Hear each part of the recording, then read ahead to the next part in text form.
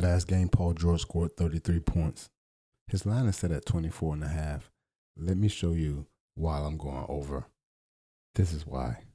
Because scoring those 33 points, let's look at these games versus the Dallas Mavericks.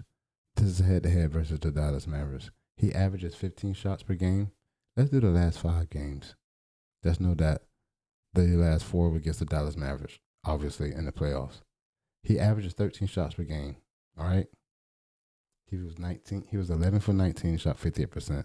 His three-point attempts, he averages 7 three-point attempts per game.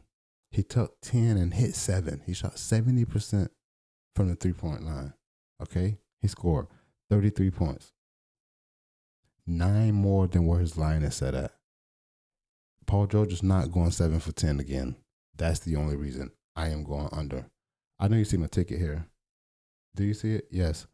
Next player, Peyton Pritchard.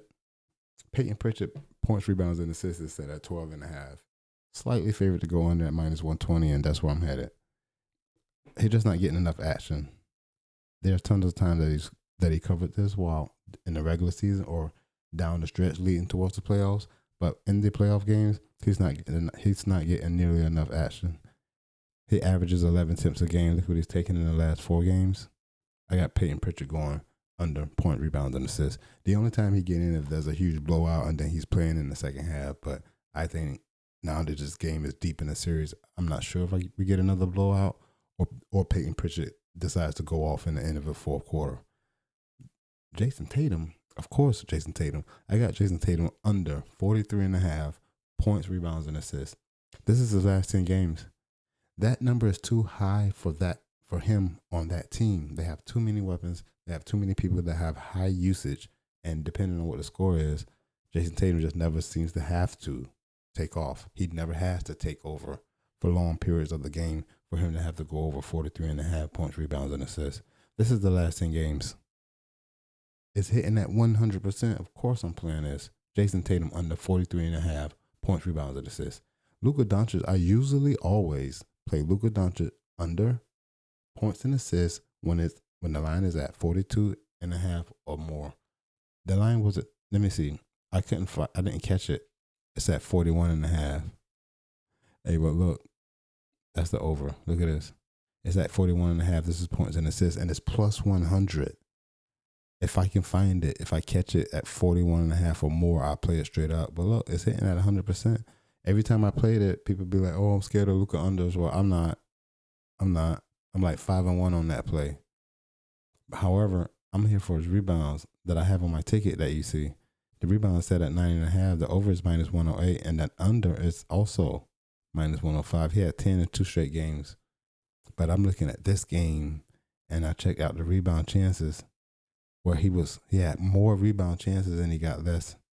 You know what I mean? Like, I'm not sure if these rebounds came at the end of the game, but to just barely go over, I always go under when the line is set like that. These are risky. This is a 5-man flex play, so one of these can lose, and it might be Luka Doncic. Rebounds. Don't play it. Yo, Tyler Herro over 20.5 points. Like, what you gonna do? I don't care about your stats or your last 5 games. I'm gonna show the audience, but he didn't go over in 2 straight games. And look at his field goals. He averages 15 shots per game. He took 16 and 17, and he just was a little bit off. He shot 47% here, but 31%, 51% there, going over.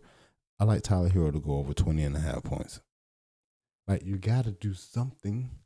And y'all just going to lay down. Even if they do lay down or get beat bad, he going to take a lot of shots, and he should go over. I think he takes more than 20 shots. Where is it? He takes more than 20 shots in this game, and I'm betting that he goes over 20.5 points. So look, 3 strikeout parlays for 3 strikeout parlay. This is a 3-man strikeout parlay because it's coming. Basketball is over, or about to be. I got Kenta Maeda under 4.5 strikeouts. This is him in his last 5 starts. However, he usually averages about 4 innings pitched, and then he's only striking out 17% of batters faced. He faced 20 batters and only struck out 3 on average. This is on average. He did get 5 strikeouts in the last game against the Tampa Bay Rays, but he's heavily favored to go under. I like Kenta Maeda under 4.5 strikeouts. Next, I forgot how to say his last name, but it's Miles McCollum. I got him under 4.5 strikeouts. It's heavily favored at minus 140. And look at his last 2 games. He went over having 5 strikeouts in both of those games, but it usually only goes out about 5.2 innings pitch and then averages 23 batters faced and striking out 4 on average. That's 17%. I am going under Miles McCollum, 4.5 strikeouts. One more is Chris Flexen. Look, his line, and he just has yet to go over. He is not throwing any strikes. I ain't saying he ain't throwing any strikes, but he pitches about 5 innings per outing. But he's only striking out 2.5 batters per 21 batters faced in those outings. I do not like that at all. All green, 100% every start this season. Give me Chris Flexen under also 4.5 strikeouts. That's heavily favored at minus 155. Like, that's easy for me to put them 3 on. Baseball is going to be crazy because I'm going for my strikeouts and I'm going under on all those hit, run, RBI. Like, you'll see. You will see. But you already know. Let's get this dough.